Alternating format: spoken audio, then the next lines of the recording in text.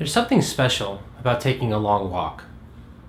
Whether you're going hiking, whether you're just going for some exercise or leisure. But in a particular way, there's something about walking with others. Even a road trip. Going for a road trip or a long journey with others, there's just something magical about it. You draw close to people, there's times of silence, times of conversation, times where you just organically speak and get to know one another better, share ideas, thoughts. There's just something special about a journey.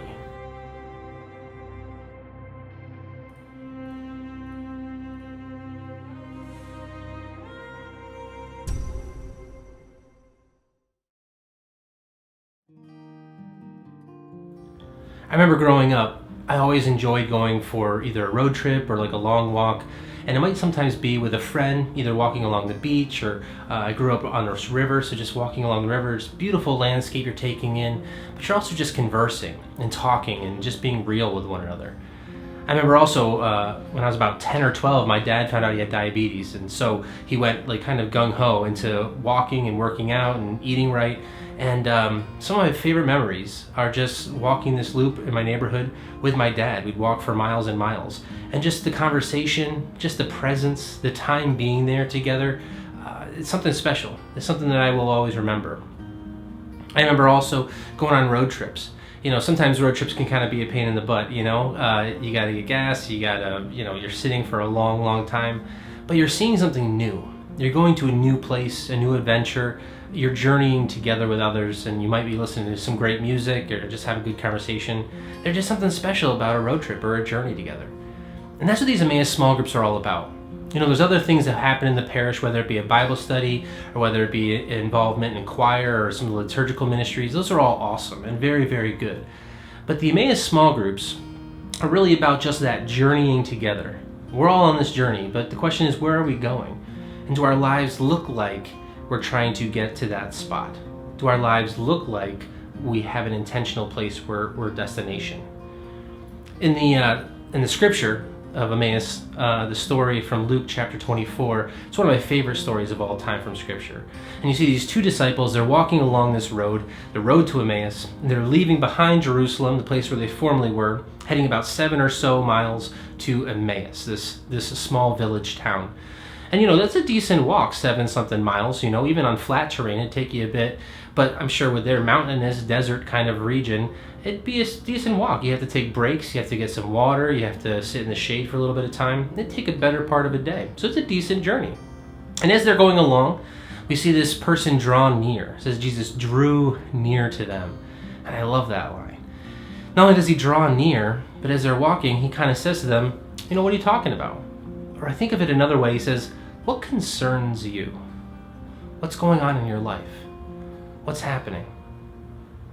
And they kind of look back at him, and they're kind of taken aback. They're like, seriously? You're the only person in Jerusalem who doesn't know what's been going on these last number of days? And Jesus, I love his line, he goes like, what sort of things? And then they go on and they tell him all about Jesus, and they thought he was a Messiah, and how he put to death, and all this craziness. And Jesus listens, and he takes so much of it in. Most of the story is Jesus just listening, being in community with them, walking along, journeying with them, just listening, taking it all in. And then there's a strong point where Jesus finally kind of challenges them back. Do you not know any of the old scriptures? And he breaks it open for them, and he shows them through the prophets and through the Old Testament all these things concerning himself. And it says that they were listening intently, and their hearts were even burning within them because of all that he was relaying to them. And he was going to go on further, and they were coming to the place where they stopped. They must have gotten to Emmaus. And they said to Jesus, oh, come on and stay with us. They want him to stay further. And it says he stayed. And then he comes into the house, they pray, they break bread. And it's upon this breaking the bread, the Eucharist, that they recognize him. Their kind of eyes are open and they see him. And the moment they know that it's him, he vanishes from their sight.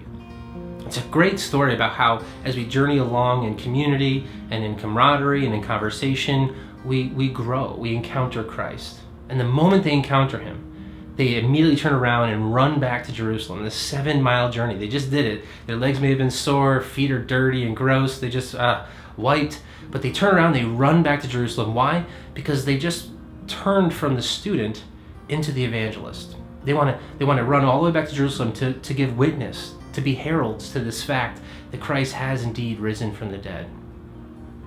I know it sounds like a lofty goal, but this is what our Hope in the Emmaus Small Group initiative is all about.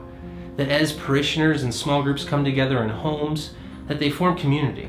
They journey together, that they have time of prayer, time of formation, or something that challenges them, time of conversation, but that it becomes more like a lifestyle, that we're journeying somewhere together.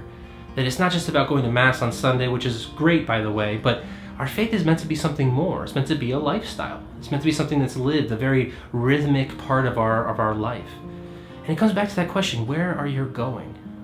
Where are you going? And does your life look like someone who wants to get there? You know, I know for the answer for myself anyway is, I want to go to heaven. That's the end goal. That's the end game. That's where it's supposed to be. The question remains though, does my life look like a person striving for heaven? Does it look like a person that's wanting to go there? You know, if you got on the road to go on a road trip down to Florida, let's say with friends or family, and you know, you're supposed to take 75 south or whatever, head south either way, but you get in the car and they got a quarter of a tank, they got no snacks or no drinks, and they start heading on 75 north, you would very frankly stop and ask the question, where are you going? What's going on? That's the question for us as we begin this journey, as we begin this time of Emmaus Small Groups together. Why are you here? Where are you going? Where are you going? And my hope is that through this time, through the community, through the prayer, through all of it, that you encounter Christ. Not only do you encounter him, but then you also continue on your own journey and become that herald for Christ, that evangelist, the one who brings him to others as well.